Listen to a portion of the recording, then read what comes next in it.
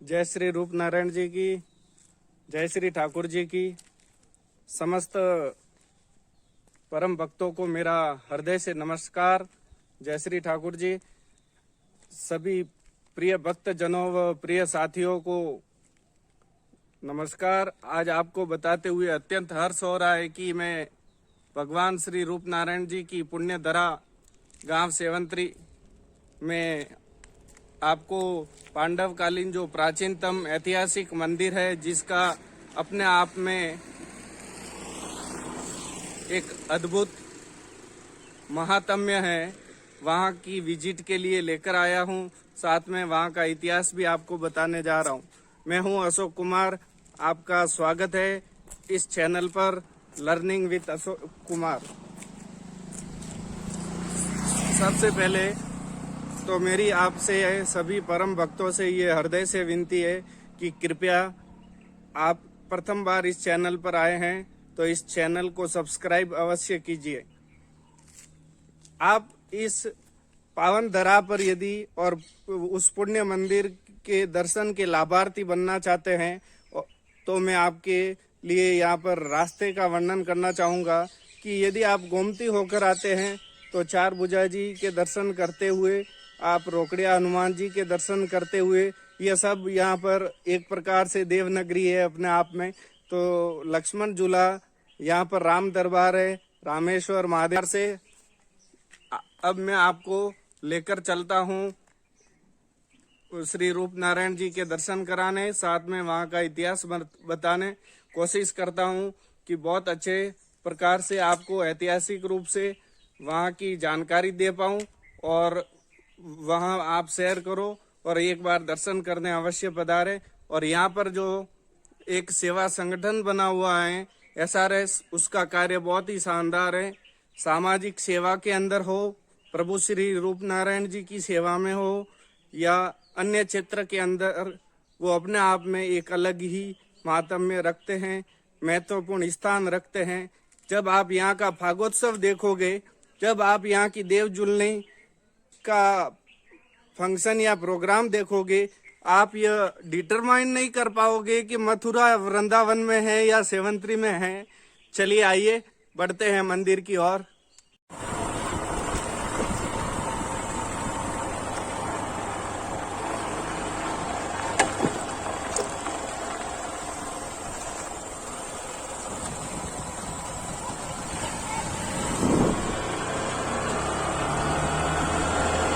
श्री रूप नारायण जी के मंदिर परिसर के आगे आइए, आपको ले चलते हैं इस महानतम पांडवकालीन मंदिर की ओर। आप यहाँ पर पधारे। देखिए, ये मंदिर के सामने जो है प्रसाद की दुकानें हैं और बहुत ही अपने आप में एक अद्भुत और प्राचीनतम मंदिर है। और यहाँ पर जो पुजारी जी हैं, उन्होंने बिल्कुल मुझे कहा कि मोस्ट वेलकम। इस मंदिर से जुड़ा हुआ जो भी इतिहास है, यहाँ पर क्या परंपरा है, उनको अपन जानते हैं इस वीडियो के माध्यम से, तो वो अपन को आज बताएंगे। साथ में कुछ क्वेश्चन जो अपने मन में रहते हैं वो अपन भी पूछ लेते हैं। चलिए आइए। सभी पहले तो सभी आप सबको जय श्री ठाकुर जी की, जय श्री रूप नारायण जी की।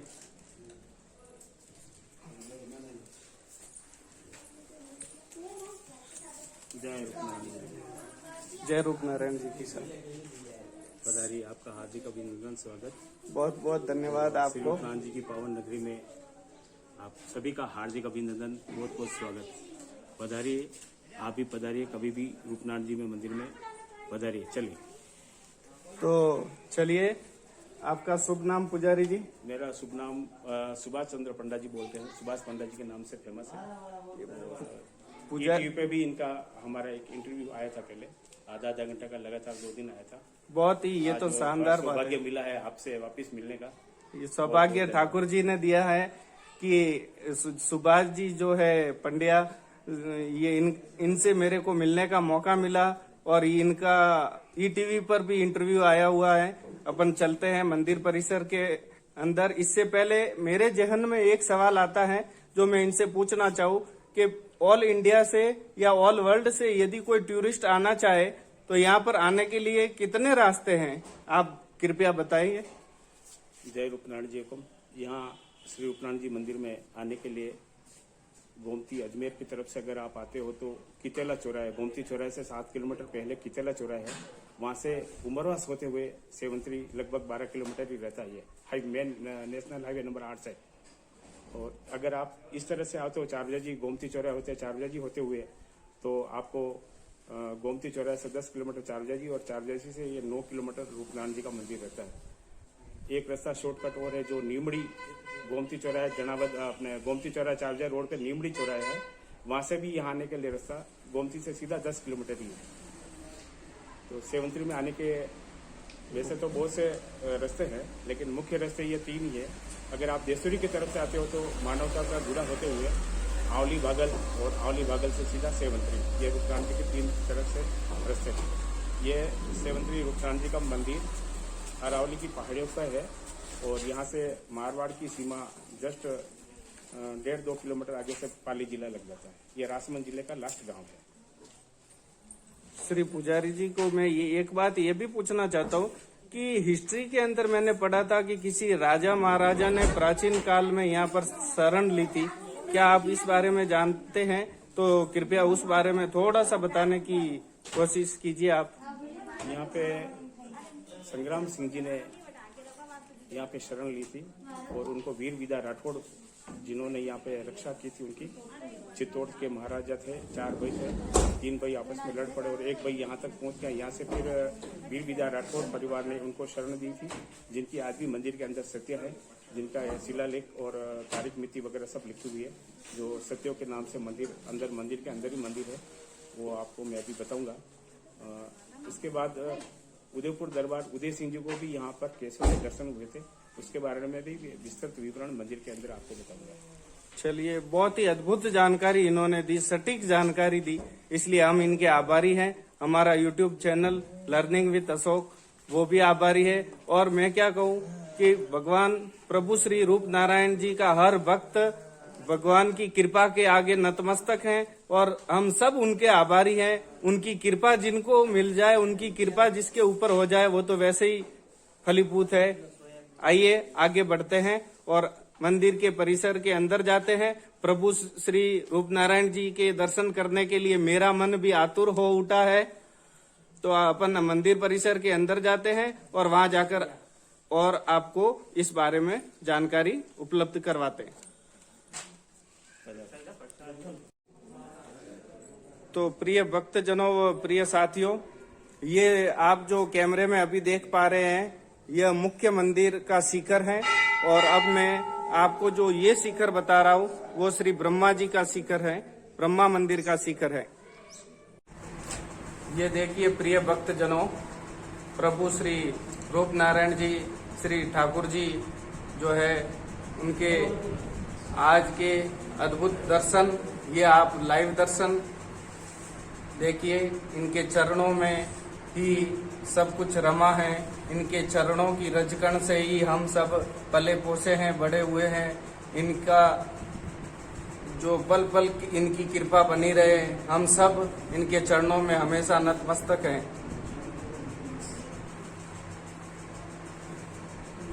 बोलिए प्रभु श्री रूप नारायण जी की जय।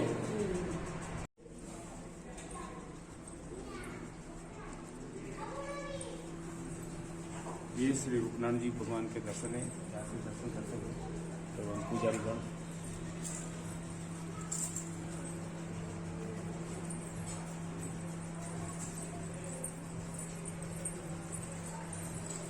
सभी यात्रुगण दर्शन कर रहे हैं यहाँ पर प्रभु श्री रूप नारायण जी के।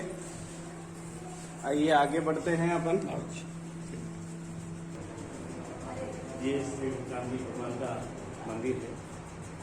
यहाँ मणि जी और सत्यभामा जी के साथ में द्वारकाधीश स्वरूप में विराजमान है। कुछ पुजारी इनको लक्ष्मी जी और भूदेवी भी बताते हैं। ये प्राचीनतम मंदिर है, पांडवकालीन मंदिर है। रूपनारायण जी के साल में 3 बड़े मेले लगते हैं, अनकोट महोत्सव, जयजुली और फाग महोत्सव, 3 बड़े मेले लगते हैं। जैसे आए दिन यात्री की भरमार रहती है और अभी भी अपने प्रतापगढ़ से पधारे हुए रहती जी हैं। ठाकुर जी के दर्शन रूपनारायण जी के यहाँ 15-15 दिन का अवसर रहता है। हर पुजारी का 15-15 दिन का अवसर रहता है, एकम से मास और एकम से पूर्णिमा। इस तरह से यहाँ का हर 15 दिन में अवसर चेंज होता था। ये आज ही पंडा जी बैठे हैं, इनका अवसर आज ही लगा है, ये अमावस्या है।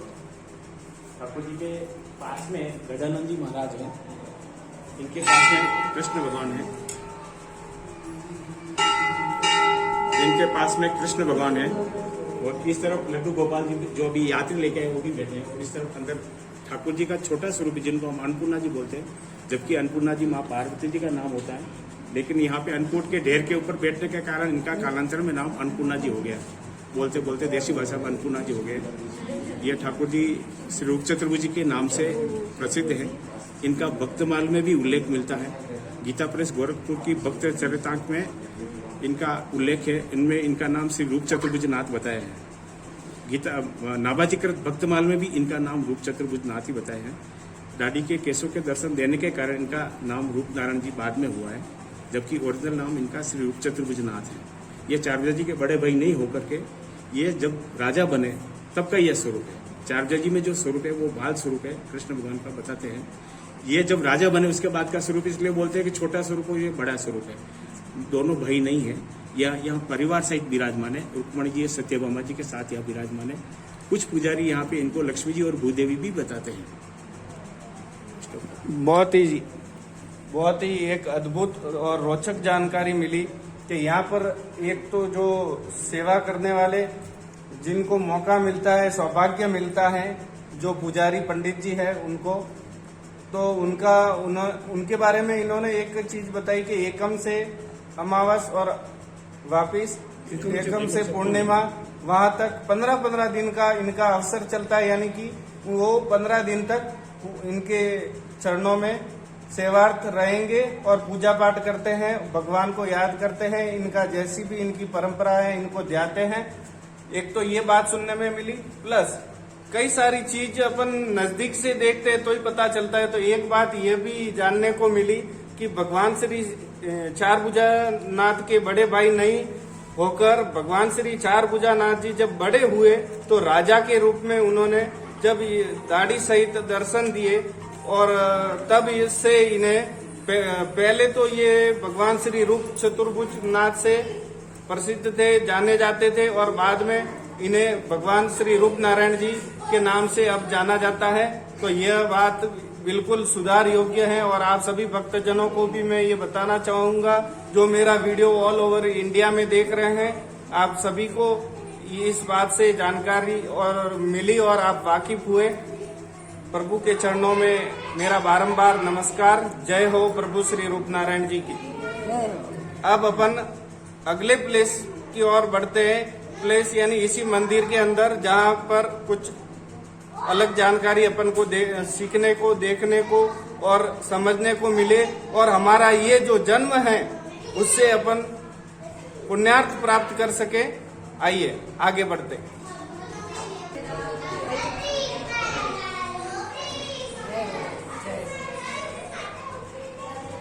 ये सभी भक्तजन जातरू दर्शन करने पधारे हैं प्रतापगढ़ से, उदयपुर से, और नारायण भगवान की जय। बचपन से आते देखो आज मेरा भी परम सौभाग्य है कि प्रभु के चरणों में देखिए माताएं बहनें जो है भजन भाव कर रहे हैं। आप यहाँ पर, मेरा एक विशेष निवेदन है कि फागोत्सव या देवजुलनी 11 पर अवश्य विजिट करें। वास्तव में अति प्राचीन मंदिर होने के साथ साथ ही इसका ऐतिहासिक महत्व तो है ही है, और प्रभु की कृपा तो अनंत है, वो यहाँ का जन जन जानता ही है। चलिए आगे बढ़ते हैं। श्रृंगार अब हम मंदिर परिसर के अंदर ही है, और मुख्य मंदिर गृह से बाहर चौक में खड़े हैं। यहाँ पर बहुत ही एक ऐतिहासिक और अपने आप में एक अद्भुत रोचक जानकारी ये मिली है कि जब मेवाड़ के महाराणा श्री रायमल कुंवर के पुत्रों में जिसमें संग्राम सिंह जी जो थे, तो मेवाड़ के महाराणा जो थे रायमल कुंवर, उनके जो पुत्र थे वो आपस में राजगद्दी के लिए लड़ रहे थे कि मैं राजा बनूंगा, मैं राजा बनूंगा। तो रायमल जी के जो पुत्र थे संग्राम सिंह, वो अपने ही भाई से बचते हुए, युद्ध करते हुए बचने के लिए यहाँ तक पहुंचे और जालोर के जो वीर विदा राठौड़ थे, जो जालोर के वीर विदा राठौड़ थे, वो अपने पुत्र के जडोलिये उतारने के लिए बाल जो बड़े रखकर प्रभु की कोई मन्नत मांगकर जो जडोलिये रखे जाते हैं वो, तो जो वीर विदा राठौड़ जी भी यहाँ जडोलिये उतारने के लिए आए हुए थे, तो उन्होंने संग्राम सिंह जी को की हुई रक्षा की, उनको शरण दी और अपना खुद का घोड़ा देकर वो जो खास जालोर के वीर विदा राठौड़ थे, उन्होंने मारवाड़ की तरफ उन्हें रवाना किया। अब ये आप जो देख रहे हैं वो वीर विदा राठौड़ जब शहीद हो गए युद्ध करते करते, तो उनकी जो पत्नियां थी जो सती हुई, वो और वीर विदा राठौड़ जी, उनके जो पत्नियां, उनकी जो छतरी बनी हुई है, इस बारे में और विस्तार से जानकारी के लिए मैं वापस सुभाष जी से आग्रह करूंगा। सुभाष जी पंड्या साहब, पुजारी जी बताएंगे हमें कि यहाँ क्या, और यदि मेरे से कोई बात मिस हो रही है तो वो हमें विस्तार से थोड़ा बता सकते हैं। ये राठौड़ परिवार की सत्य है। जब रायमल जी चित्तौड़ में जब इनके आपस में झगड़ा हुआ था कि राजगद्दी पे बैठने के बारे में, तो ये जयमल जी इनका पीछा करते करते, संग्राम सिंह जी का पीछा करते करते यहाँ तक पहुंचे और संग्राम सिंह जी घायल अवस्था में सेवंतरी पहुंचे थे। उस समय यहाँ रूपनारायण जी में जडोलिया उतारने के लिए वीर विदा राठौड़ परिवार यहाँ आया हुआ था और उन्होंने अपना घोड़ा देकर संग्राम सिंह जी को मारवाड़ की तरफ भेज दिया और राठौड़, वीर विदा राठौड़ जो जयमल जी राठौड़ आए थे, जयमल जी सिसोदिया आए थे, उनसे लड़ाई करते हुए शहीद हो गए थे यहाँ पे। और उनकी शहीद होने के बाद इनकी पत्नियां यहाँ पे सती हुई थी। तो ये सतियों का मंदिर है और ये 1561 की ये घटना है। विक्रम संवत 1561 की जेठवदी 7वें सोमवार की ये घटना है, जो वीर विनोद में भी इनका उल्लेख मिलता है। जो उदयपुर महाराणा का इतिहास बताते हैं वीर विनोद, उसमें भी इनका उल्लेख मिलता है। इसके बाद इन्होंने जब ये राजा बने संग्राम सिंह जी, तब वापिस इनको राठौड़ परिवार को बुलाया और जागीरी वापिस इन्होंने अपनी जागीरी दी। एक था केलवा ठिकाना दिया था, एक आगरिया ठिकाना इन्होंने उनको वीर विदा राठौड़ परिवार को ये दिया था। तो तब से ये सत्य मंदिर में आज भी मौजूद है और आज भी राठौड़ परिवार के जात जडोलिया जब होते हैं तो वो यहाँ आते हैं, जात जडोलिया यहाँ होता है और जोड़े से यहाँ पगेल दोग देने के लिए आते हैं। इस तरह से ये ऐतिहासिक घटना है मंदिर के अंदर। रूपनाथ जी मंदिर के चौक में ही है, रसोई घर के पीछे। और ये जो बड़ा चौक है, इस चौक में हमारे फागों में घेर नृत्य होता है, 15 दिन तक फाग महोत्सव चलता है। और उस तरफ का जो चौक है, इसमें हमारे ठाकुर जी के 15 दिन तक फागों का झूला झूलते हैं। 15 दिन तक ठाकुर जी का झूला झूलाया जाता है, सामने वाले वो छतरी बनी उसमें, और दोनों तरफ पुजारी लोग हर दस गाते हैं। ये साल में होली के दूसरे दिन से 15 दिन तक लगातार फाग महोत्सव चलता है। गुलाल अफीम भोग लगता है, पंचमेवा का भोग लगता है, ठंडाई का भोग लगता है। ये 15 दिन का फागोत्सव मेला के नाम से प्रसिद्ध है। अब आगे चलिए, आपको मैं उदयपुर दरबार उदय सिंह जी को जब दादी के केसों के दर्शन देते, उसका मैं आपको वर्णन जो पीछे बोर्ड पे लिखा हुआ है वो मैं आपको बताता हूँ। एक शिलालेख के रूप में आगे भी वर्णन है। और रोचक बात, यहाँ नई बात ये देखने को मिली कि यहाँ का जो इतिहास है, ये जो क्षत्रिया है, इसका उल्लेख वीर विनोद ग्रंथ के अंदर भी है। यह एक रोचक महत्वपूर्ण जानकारी हमें और सुनने को, समझने को मिली। चलिए आगे बढ़ते हैं।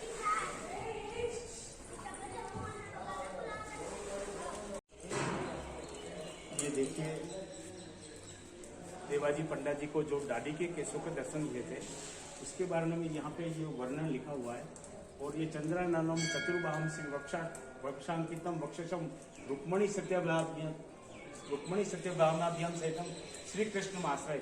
ये विष्णु सहस्त्र नाम में, विष्णु जो भगवान विष्णु के सहस्त्र नाम आते हैं, वो श्लोक आते हैं, उसमें एक भी श्लोक लिखा हुआ आज भी ये मौजूद है। और उदयपुर दरबार उदय सिंह जी महाराणा प्रताप के पिताजी, उनको यहाँ दादी के केसों के दर्शन हुए थे, जिसका ये इस बोर्ड पे वर्णन लिखा हुआ है। ये फाल्गुन सुदी दशम की घटना है। फाल्गुन सुदी दशम सोमवार और विक्रम संवत 1617 और ईस्वी सन देखो तो 24 फरवरी 1561 की ये घटना है। उदयपुर दरबार जब प्राय यहाँ चारजा जी और रूपनारायण जी दर्शन करने के लिए आते थे, एक बार अचानक वो रूपनारायण जी के लिए दर्शन करने के लिए आए थे रात्रि। तो उस समय देवाजी पंडा जी ने शयन आरती कर ली थी और ठाकुर जी की जो माला थी वो अपने सिर पर लपेट कर बाहर आ गए थे। तो उदयपुर दरबार ने के हमारे को दर्शन,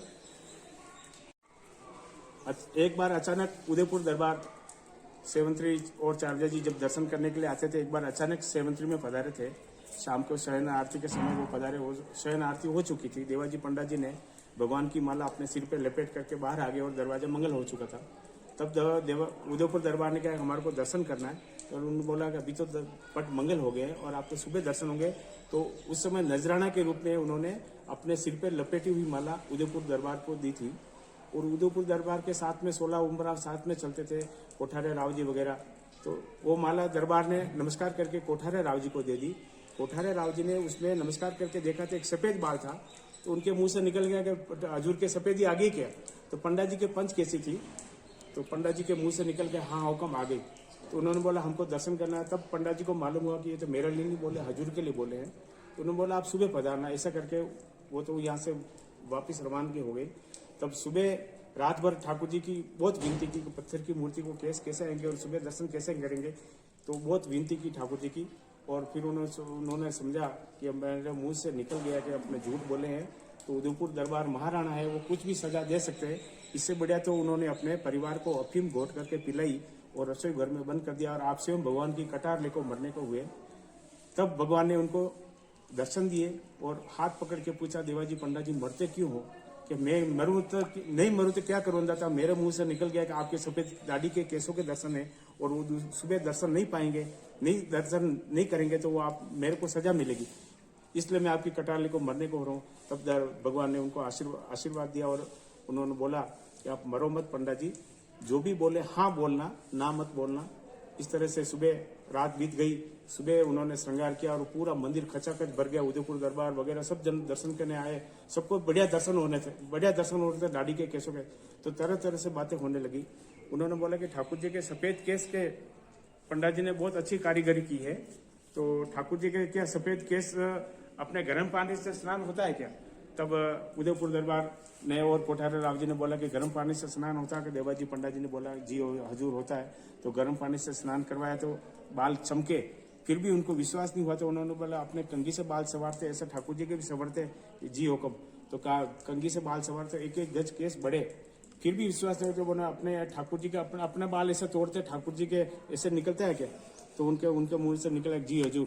तो एक सफेद बाल तोड़ा, उसमें से दूध की धार उदयपुर दरबार पर पड़ी और जो काला बाल तोड़ा उसमें से खून की धार कोठारे राव जी पर पड़ी।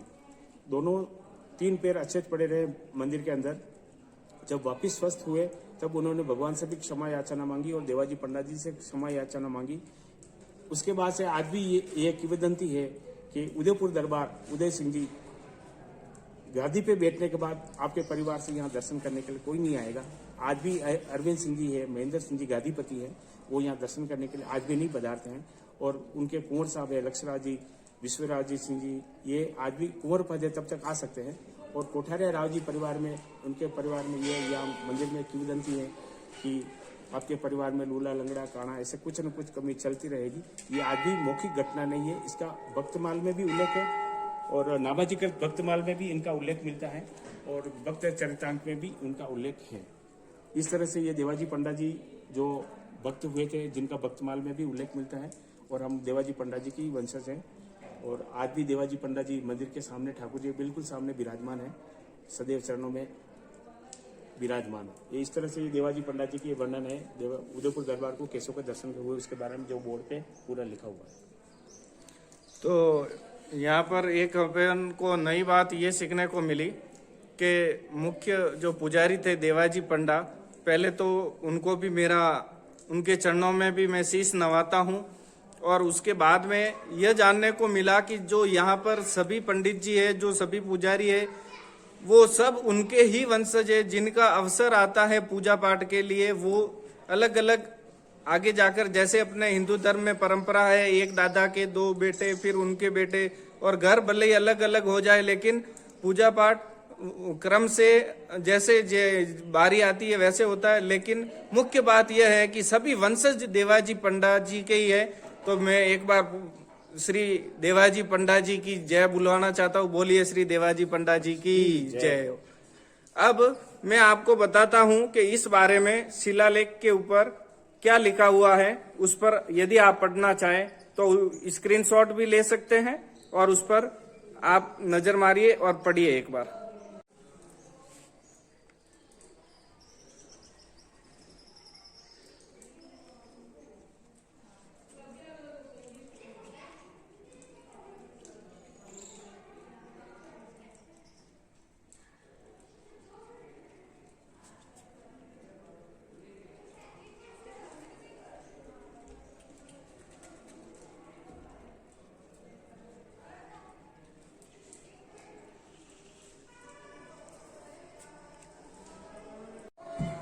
ये यहाँ पे ब्रह्मा विष्णु महेश है।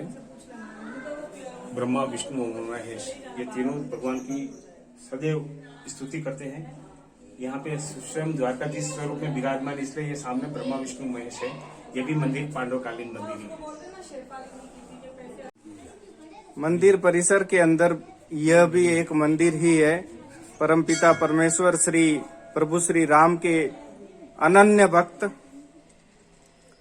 प्रभु श्री हनुमान जी का मंदिर है। पवन तनय संकट हरण मंगल मूर्ति रूप राम लखन सीता सहित हृदय बसहु सुरभूप सियावर रामचंद्र जी की जय। अब बताएंगे आपको पुजारी जी इस मंदिर के महात्म्य के बारे में, इतिहास के बारे में।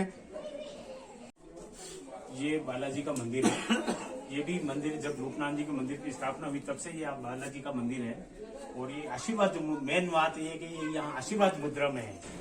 बालाजी का मंदिर हर गांव हर गली में है, लेकिन यहाँ आशीर्वाद देते हुए बालाजी है। मतलब ठाकुर जी की जो भी जिसकी मनोकामना हो वो मंदिर दर्शन करके बालाजी के दर्शन करते हैं, उनकी मनोकामना पूर्ण होती है। इसलिए ये आशीर्वाद मुद्रा में यहाँ बालाजी है। प्रिय साथियों और प्रिय भक्तों, मैंने मेरे जीवन में आज प्रथम बार, हालांकि यहाँ दर्शन तो कर रखे हैं, लेकिन इन्होंने जो बात बताई उस पर गौर आज प्रथम बार किया है कि आशीर्वाद मुद्रा के अंदर परमपिता परमेश्वर श्री बालाजी के दर्शन होना अपने आप में एक अद्भुत बात ही है। यहाँ पे गजानन जी महाराज का मंदिर है। जब औरंगजेब ने मंदिर तोड़े थे हिंदुओं के, उस समय हमारे पुजारी उस समय के जो पुजारी थे उनको ये शंका हुई कि हमारे भी मंदिर तोड़ देंगे। तब ठाकुर जी ने उन्हें स्वप्न में आदेश दिया, अगर आप गजानन जी की मूर्ति को अगर हिला देते हो तो समझ जाना मूर्ति टूटेगी, मंदिर टूटेगा, बाकी नहीं टूटेगा। तब से पुजारी लोगों ने इस गजानन जी की मूर्ति को चारों तरफ से खोद दिया था, लेकिन ये मूर्ति हिली नहीं। तब उन सबको विश्वास हुआ कि औरंगजेब मंदिर तोड़ने का अपने यहाँ कुछ नहीं होगा। तब से उस समय मंदिर के चारों तरफ भंवर मक्खी आके बैठ गए थे और यहाँ से भंवर छूटे और औरंगजेब की फौज को भगाया। और औरंगजेब बादशाह ने यहाँ पे ठाकुर जी के चरणों में अपनी ढाल तलवार जो भेंट की थी वो आज भी मौजूद है, जो फाग और जलजूलनी महोत्सव तक निकलती है। ये यहाँ पे शंकर भगवान का मंदिर है। माँ पार्वती जी साथ में है और इनके गण साथ में है। शिवलिंग है, ये भी पांडवकालीन मंदिर है। और ये जो शिवलिंग है इस पे शिवरात्रि वगैरह अभिषेक कोई करना चाहे तो अभिषेक होता है। चल मूर्ति है ये। और ये जो मंदिर में अंदर जो है वो शिवलिंग अति प्राचीन शिवलिंग है, शिव पंचायतपुरा दरबार।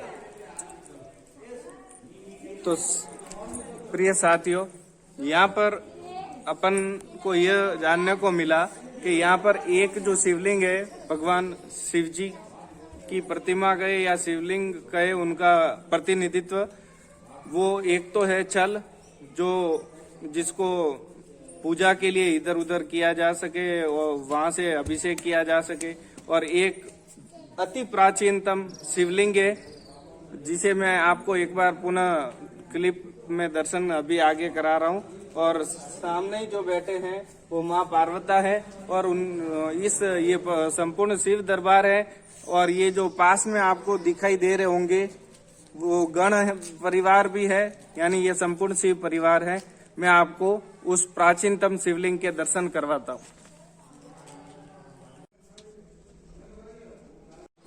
भगवान के भक्त हैं। इनका ये मंदिर है, जो मंदिर रूपनाथ जी मंदिर के बिल्कुल जस्ट सामने आप विराजमान हैं, सदैव चरणों में रहते हैं। इनकी भी हमेशा भोग लगता है एक समय, और केसर अंतर की सेवा होती है, स्नान होता है। ये देवाजी पंडा जी है, जिनका मैंने अभी पीछे बताया था। उस समय देवाजी पंडा जी में दादी के केसों के दर्शन हुए थे। उस समय आप ही मुख्य पुजारी थे, देवाजी पंडा जी, जिनके हम सब वंशज हैं। ये हैं परम पूज्य श्री देवाजी पंडा जी, जो कि उस समय उदय सिंह जी को चमत्कार करवाया था। प्रभु जी ने दाढ़ी के दर्शन करवाए थे। उस समय मुख्य पुजारी यही थे, देवाजी पंडा जी, और इन्हीं के वंशज हैं यहाँ के सारे पुजारी गण जो यहाँ निवास करते हैं। और इसके ऊपर जो है वो भगवान गरुड़ जी की प्रतिमा है। ये भगवान गरुड़ जी की प्रतिमा है। और आइए, इसके पीछे जो है मंदिर परिसर के अंदर, ये सुभाष जी पंड्या जी साहब से मैं जानकारी चाहूंगा। ये जगत सिंह जी चांदावत है, ठिकाना बलूंदा, पाली जिले में जैतरण तहसील में ठिकाना बलूंदा है। इन्होंने इस मंदिर का जीर्णोद्धार करवाया था। तो ये हाथी पे विराजमान है। आज इनकी भी सेवा होती है। और ये मीराबाई के वंशज में हुए हैं, मीराबाई के वंशज में हुए हैं। ठिकाना कुड़की और ठिकाना बलूंदा दोनों भाई हैं। ये कुड़की में मीराबाई हुई और ठिकाना बलूंदा में आप जगत सिंह जी चांदावत हुए थे, जिन्होंने इस मंदिर का जीर्णोद्धार करवाया था, जिसका ऊपर शिलालेख लिखा हुआ। मैं भी आपको ऊपर जाऊंगा तो बताऊंगा। ये रूपनाथ जी का भव्य शिखर है, पूरा मंदिर।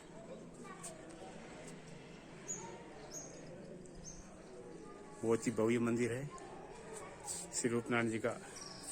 और ये पूरे गांव का साइड सीन है। ये घेर चौक है, जिसे हम घेर नृत्य होता है। ये राठौड़ों की सत्या है।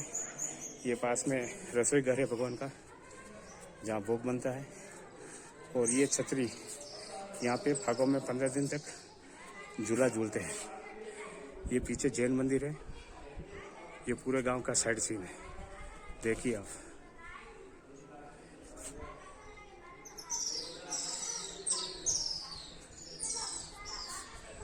ये सामने नंगाड़ खाना है। ये ब्रह्मा विष्णु महेश का मंदिर है। ये मेन गेट है ठाकुर जी का। ये बालाजी महाराज का है मंदिर।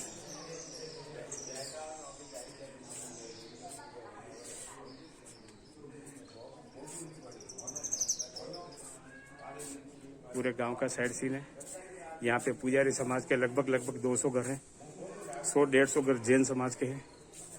बाकी सुथार, कुमार, लोहार, नाई, दर्जी, वैष्णव वगैरह, हरिजन, भील, मेघवाल, ये इस तरह से पूरा गांव की आबादी है। ग्राम पंचायत मुख्यालय है।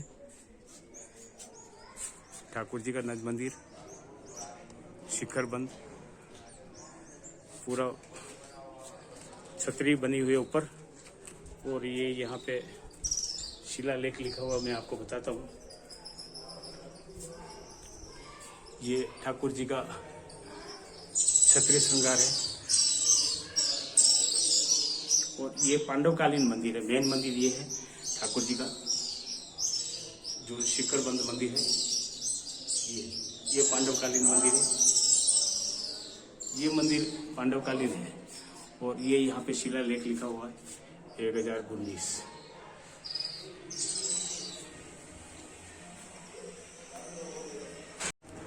यहाँ पे 4 टाइम आरती होती है, दोनों टाइम श्रृंगार होता है और दोनों टाइम बाल भोग लगता है।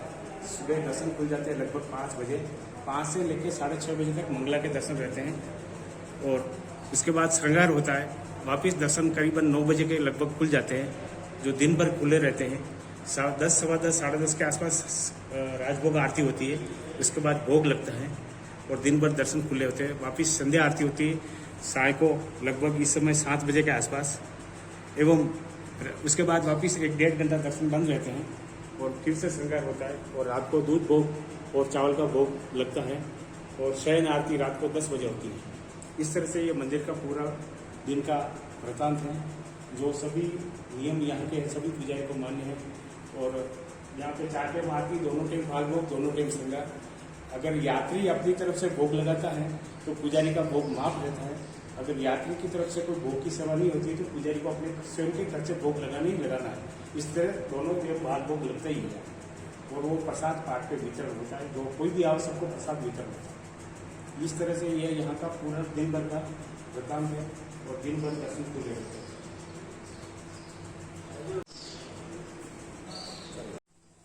समस्त प्रिय भक्तों, यहाँ पर हमें पिता तुल्य एक बुजुर्ग पुजारी जी मिले हैं, जो कि एक छोटे से भक्त के छोटे से भजन के रूप में अपनी प्रस्तुति दे रहे हैं। कृपया आज मुझे यहाँ पर आने के बाद में हर जो चीज मैंने महसूस की, मैं हृदय से कह रहा हूँ, ये मैं झूठ नहीं बोल रहा हूँ, न ही कोई अतिशयोक्ति में कह रहा हूँ। आज जब से मैंने ये प्रोग्राम बनाया और जब से मैंने यहाँ पर विजिट के लिए सोचा, हर चीज जो मेरे साथ घटित हुई, मुझे लग रहा है हर पल अपने आप में एक चमत्कार है। मंदिर के बाहर आते ही पुजारी जी मिले, अंदर आते ही जो भगवान के दर्शन करने थे वो जातरुओं समेत दर्शन, आशीर्वाद देते हुए बालाजी के दर्शन, प्राचीन पांडुकालीन जो मंदिर है उसका संपूर्ण इतिहास, और कहना भक्ति में भजन जुड़ जाए तो उसके बाद में तो कहना ही क्या। तो दो शब्द इनके द्वारा सुनते हैं। मैं नाथुलाल लच्छी राम जी श्री रूप जी महाराज के नाम से एक छोटा भजन आपके अर्पित करता हूँ। मन हर के मेरा दिल बोले तेरा, सेवक करे पुकार रे, रूपाला पधारो आंगणिये।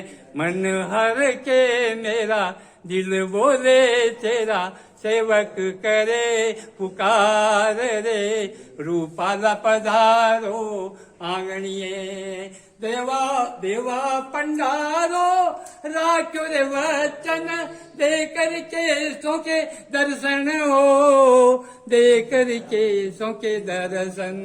राणा बड़ो घबराया यह भेजन पाया, बड़ा बाजी किया अंधकार रे, रूपाला पधारो आंगणिये। मन हर के मेरा दिल बोले तेरा, सेवक करे पुकार रे, रूपाला पधारो आंगणिये। गोमती के इस घाट को देखो कितनी छवि निराली, हरे भरे हैं पहाड़ यहाँ के, गाती कोयल काली, हरे हर गाती कोयल काली। जिसने धाम यह पाया उसकी सुधीरी है काया, वह तो कभी न डूबेगा मझधार रे, रूपाला पधारो आंगणिये। जिसने धाम यह पाया उसकी सुधरी है काया, वह तो कभी न डूबेगा मझधार रे, रूपाला पधारो आंगणिये। वो रूपनारायण भगवान की जय हो। तो समस्त प्रिय भक्तों से अंत में मेरा निवेदन यही है कि आज जो भी यहाँ पर जानकारी मिली वो निसंकोच हम सब के लिए नई और रोचक और महत्वपूर्ण थी। ऐतिहासिक दृष्टि से देखा जाए, धार्मिक या आध्यात्मिक दृष्टि से देखा जाए तो भी। अंत में मेरा निवेदन, मैं मंदिर में खड़ा हूँ, स्वार्थपूर्ण बात नहीं करूंगा। यदि रियली आप प्रभु श्री रूप नारायण जी के भक्त हैं और आपको ये जानकारी अच्छी लगी और ये जो कम्युनिकेशन रहा ये अच्छा लगा, तो प्लीज 100% सब्सक्राइब करना, लाइक करना, अधिक से अधिक शेयर करना, कमेंट करना कि वीडियो कैसा बना। कुछ कमी रही हो तो आपका छोटा भाई समझ के माफ करना। प्रभु श्री रूप नारायण जी का भक्त, छोटा भक्त समझकर माफ करना। प्लीज सब्सक्राइब, शेयर और कमेंट, ये आपकी इच्छा के ऊपर है। बाकी प्रभु श्री रूप नारायण जी की अंत में जय बोलकर मैं इस वीडियो को समाप्त करता हूँ। मिलते हैं नेक्स्ट वीडियो के अंदर। बोलिए प्रभु श्री रूप चतुर्भुवन की जय। यहाँ पर मंदिर परिसर के बाहर पहुंचते ही आपको प्रसाद की ये दुकान है, ये दिख जाएगी। ये ई मित्र CSG डिजिटल की दुकान है और ये बैठे हैं यहाँ पर मंदिर के सामने। शुभ नाम आपका? पीयूष जी बैठे हैं। और ये सुभाष जी पंड्या जी जो है, उनकी दुकान है श्री रूप नारायण प्रसाद भंडार।